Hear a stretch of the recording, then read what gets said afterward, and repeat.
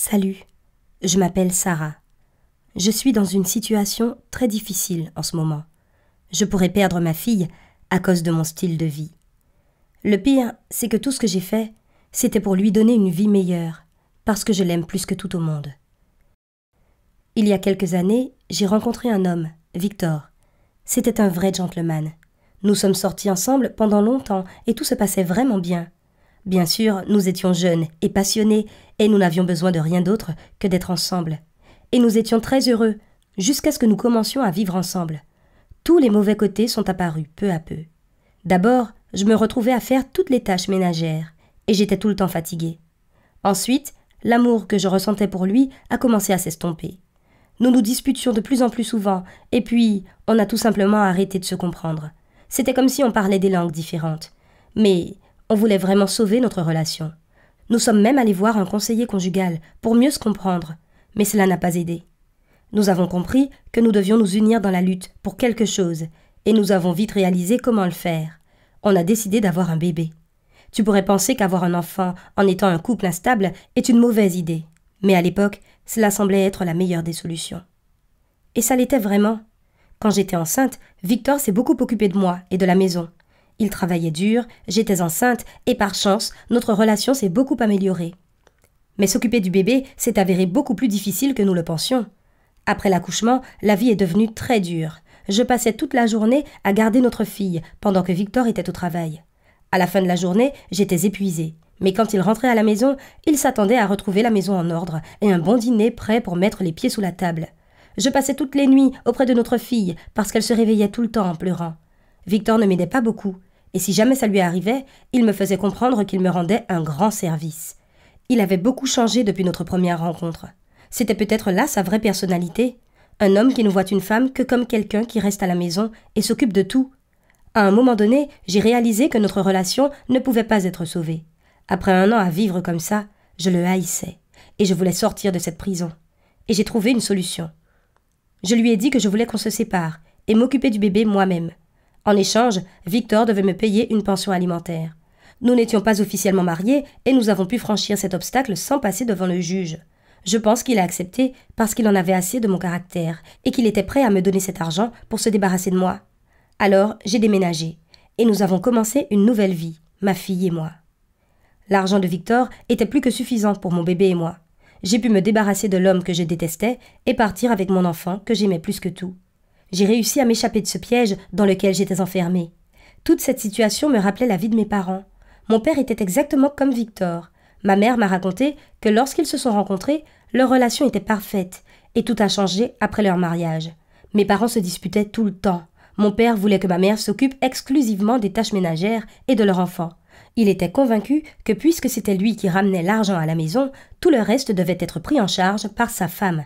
À mon avis, c'était une mauvaise attitude, et cela a causé des tensions pendant de nombreuses années. Quand j'ai eu la maturité de comprendre tout ça, j'ai commencé à haïr mon père. Mais ma mère n'a jamais essayé de divorcer, parce qu'elle voulait que je grandisse dans une famille normale. Mais la vie avec un père dictateur n'est vraiment pas la meilleure chose. Crois-moi, je sais de quoi je parle. Et dès que j'ai eu 18 ans, j'ai enfin quitté la maison de mes parents. Je dois dire qu'après une enfance pareille, je traitais les hommes avec prudence. C'était difficile pour moi d'avoir des relations, parce que je ne leur faisais pas confiance. Quand j'ai rencontré Victor, je pensais qu'il était différent. Mais au bout d'un certain temps, j'ai compris que les hommes ne voyaient les femmes que comme des personnes qui sont là pour les servir. Et je me suis dit que je devais peut-être faire ça tout le temps, que les hommes méritaient d'être traités comme ça. Et si je pouvais leur plaire de cette façon, je pourrais subvenir à mes besoins et ceux de l'enfant.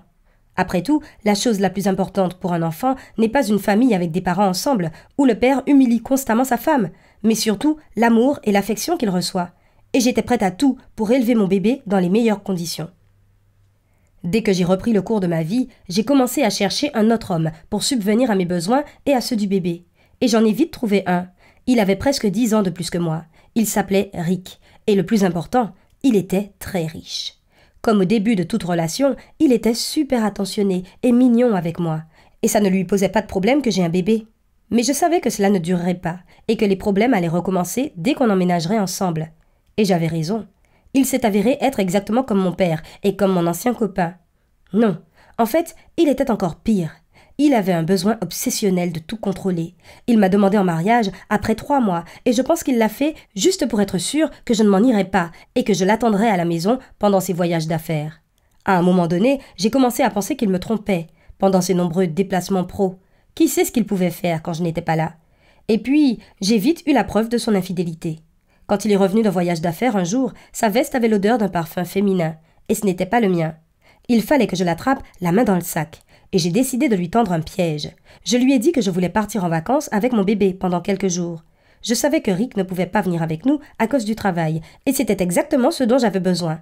Mais je ne suis pas allée à l'hôtel dont je lui avais parlé, mais dans une petite chambre d'hôtel tout près de la maison. J'espérais qu'il en profiterait pour ramener sa maîtresse à la maison.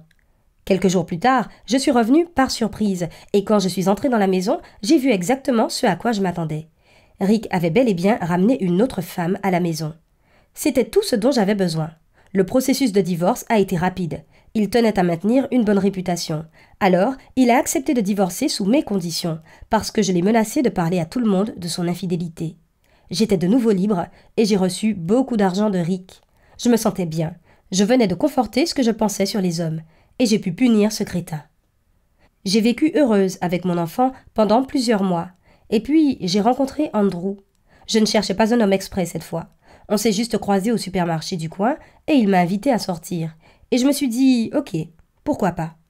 Puis j'ai un peu forcé la relation, et je lui ai fait comprendre que c'était important pour moi qu'on se marie. Et c'est vite arrivé. On a commencé à vivre ensemble. Je ne voulais pas souffrir, et j'ai voulu partir avant que tout ne commence à se casser la figure, et qu'Andrew ne commence à se comporter en homme classique. Mais je n'ai pas trouvé de raison de partir. Andrew était heureux de s'occuper de ma fille, et nous partagions toutes les tâches ménagères. Je n'avais aucune raison d'être en colère contre lui. Mais son idéalisme m'énervait. Si j'avais demandé le divorce, je n'aurais rien eu. Alors j'ai dû mentir. Je me suis fait quelques bleus, j'ai pris mon bébé, et je suis partie pendant qu'il était au travail. Puis j'ai menti à la police, en disant qu'il m'avait battue. Je sais qu'il aurait pu avoir beaucoup d'ennuis pour ça, mais il fallait juste que je parte. Il a rapidement commencé à m'appeler et m'envoyer des messages. Il voulait comprendre. Mais je lui ai dit que je n'abandonnerais les poursuites que s'il acceptait de divorcer à mes conditions. Le processus de divorce a commencé, mais ne s'est pas passé comme je voulais. Andrew a décidé de se battre et il a engagé un détective qui a découvert mes anciennes relations. Il a réalisé que tout ce que je faisais, c'était pour l'argent. Il m'a alors accusé de fraude et m'a menacé de me poursuivre en justice. Ce qui me faisait courir le risque de perdre tout ce que j'avais, et surtout de perdre la garde de ma fille chérie. Je ne pouvais pas laisser ça arriver. J'ai fait une grave erreur, et je voulais à tout prix la réparer. J'ai parlé à Andrew, et je lui ai tout raconté. J'avais quitté Victor et Rick parce qu'ils avaient été horribles avec moi, et j'étais désolée d'avoir voulu lui faire la même chose. Je l'ai supplié de ne pas me poursuivre en justice, et je lui ai dit que j'étais prête à tout lui donner, tout et même plus, pour compenser. J'étais incroyablement soulagée quand il a accepté. Il a dit que je méritais d'être punie, mais qu'il me laisserait tranquille, pour le bien de ma fille. Je serai reconnaissante envers Andrew pour le reste de ma vie d'avoir réagi ainsi. Après tout, c'était le seul homme normal dans ma vie. J'ai fait une énorme erreur quand je l'ai quitté, parce qu'il nous aimait vraiment, mon bébé et moi. J'avais peut-être tort de mettre tous les hommes dans le même panier. Certains d'entre eux sont bien. Mais parce que pour moi, c'étaient tous les mêmes, je n'arrivais pas à les voir comme tels, même s'ils se tenaient debout, juste en face de moi.